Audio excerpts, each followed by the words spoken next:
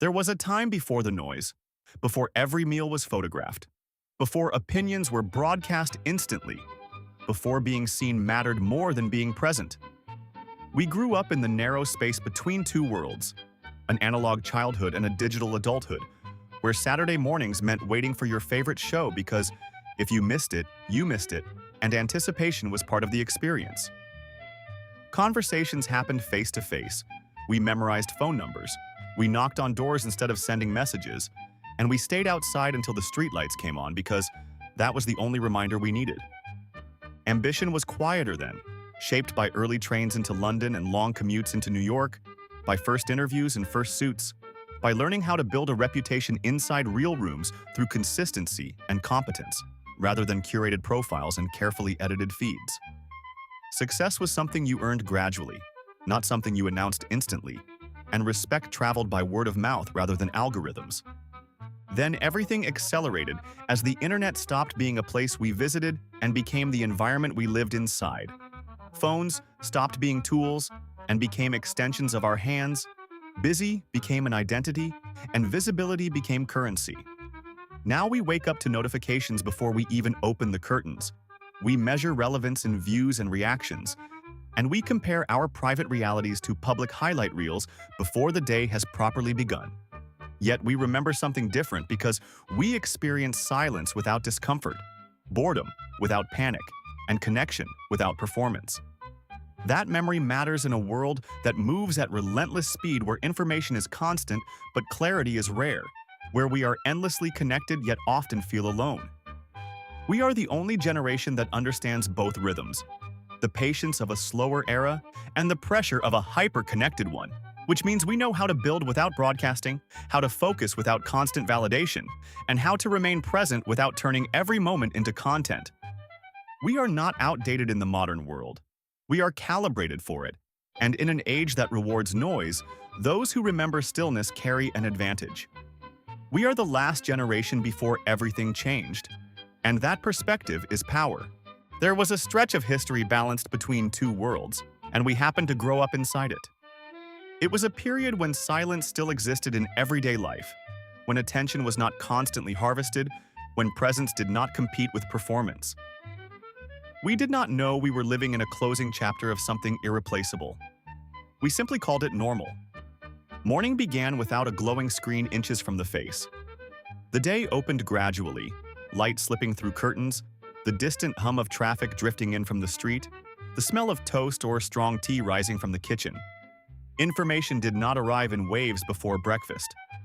Awareness unfolded slowly, shaped by routine instead of algorithms. Childhood moved at human speed. Afternoons stretched endlessly across neighborhoods, stitched together by sidewalks and small front gardens. In parts of America, lawns rolled wide and green beneath open skies. In towns across Britain, brick houses stood shoulder to shoulder along narrow roads where voices echoed between terraces. Freedom meant bicycles, scraped knees, and the unspoken agreement that you would return home when the streetlights flickered on. No one tracked our location through satellites. Independence developed through trust, not surveillance. Friendships formed without filters. You learned tone by listening, empathy by observing expression, resilience by negotiating disagreements face to face. Conflict had edges, but it also had resolution. Apologies required courage because they demanded eye contact. Entertainment required patience. If your favorite show aired at 8 o'clock, you planned your evening around that hour. The television hummed with static before images sharpened into focus. Remote controls occasionally vanished between cushions, and someone inevitably adjusted the antenna. Anticipation carried weight because options were limited. Missing an episode meant waiting months for a rerun. That waiting built endurance. Music arrived through physical objects. Cassette tapes clicked into place. Compact discs slid from plastic cases. Album artwork mattered. Lyrics were memorized through repetition rather than instantly searched.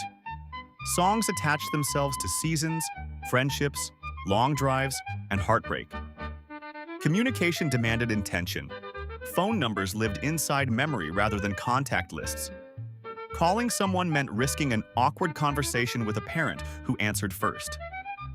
Plans were arranged clearly because there was no backup message to correct confusion later. If you agreed to meet at a location, you showed up on time or you missed each other entirely. Responsibility carried consequence. When ambition began to stir, it emerged quietly.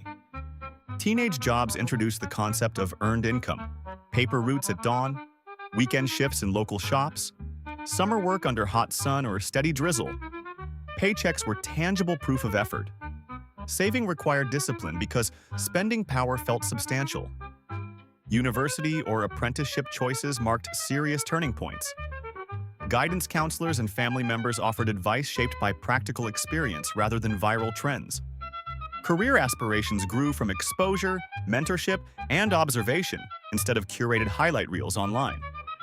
The world appeared stable, at least on the surface.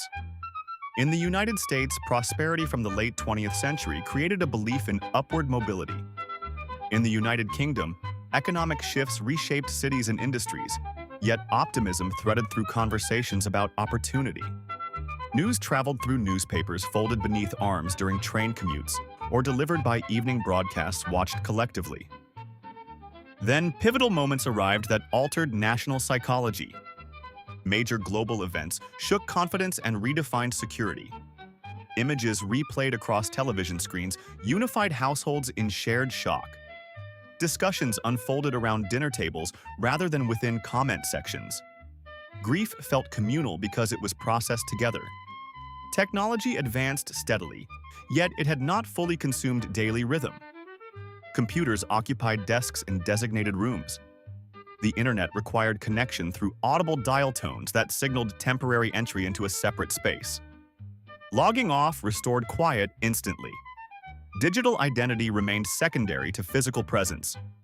Young adulthood introduced professional seriousness. Early mornings meant standing on crowded platforms waiting for trains into financial districts or corporate hubs. In London, carriages rattled through tunnels toward Canary Wharf and the city. In New York, subways roared beneath Manhattan streets. Suits carried ambition stitched into fabric. Briefcases contained printed documents instead of tablets. Reputation depended on reliability. Supervisors evaluated performance through observation and results rather than social media impressions. Advancement came from consistency, strategic thinking, and resilience under pressure. Recognition spread through word of mouth within organizations. Competition existed, yet it felt contained. Evenings often concluded with in-person gatherings. Pubs filled with conversation in British towns. American bars hosted colleagues unwinding after long workdays. Stories were exchanged verbally. Laughter echoed without being recorded. Embarrassing moments faded naturally instead of resurfacing years later online. Romantic connection followed a different rhythm. Meeting someone typically required mutual acquaintances, shared spaces, or spontaneous courage. Attraction unfolded through dialogue and shared experience rather than profile pictures. Dates carried anticipation shaped by uncertainty.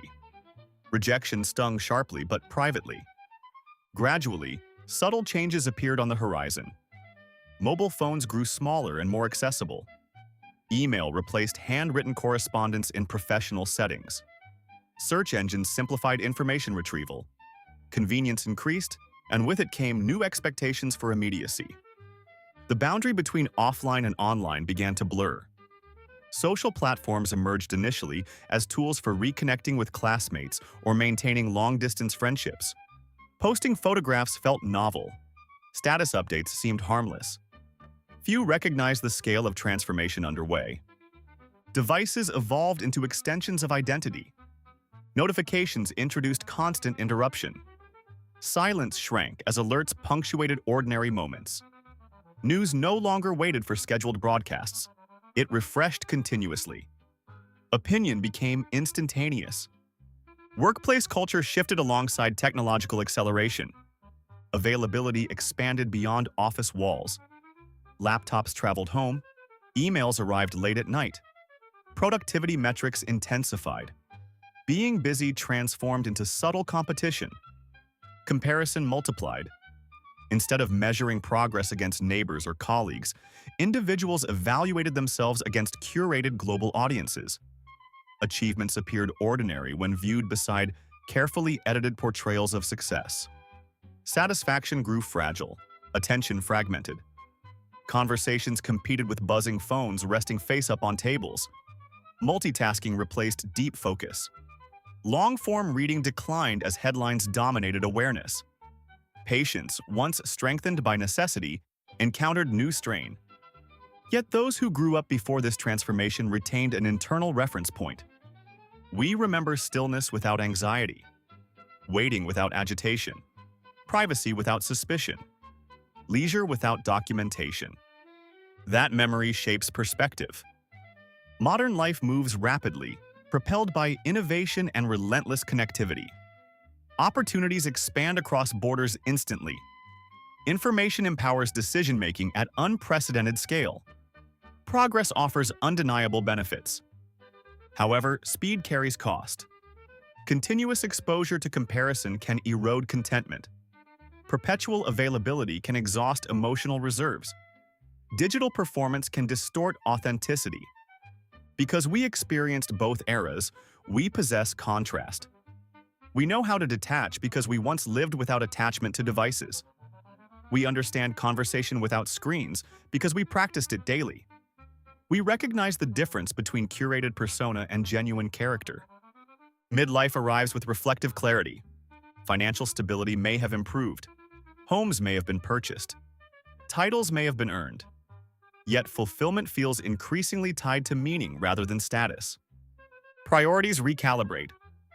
Health demands attention after years of relentless pursuit. Family time becomes sacred. Friend circles narrow intentionally. Noise loses appeal. The realization emerges gradually. Success measured solely by visibility lacks substance. Legacy begins to matter more than applause. Mentorship replaces competition. Guidance offered to younger colleagues carries weight, derived from lived experience. Stories shared at dinner tables transmit values shaped before algorithms intervened. Children growing up now inhabit an environment fundamentally different from ours. They navigate digital landscapes intuitively. Social validation appears quantifiable. Exposure arrives early and often. Opportunities abound, yet pressures intensify. Our role becomes translation. We bridge analog resilience with digital literacy. We teach patience within immediacy. We model presence amid distraction. We demonstrate boundaries in a culture that rewards constant output. Reflection does not require rejection of progress.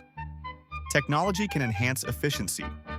Connectivity can strengthen relationships across distance. Innovation can solve complex challenges. Balance remains essential.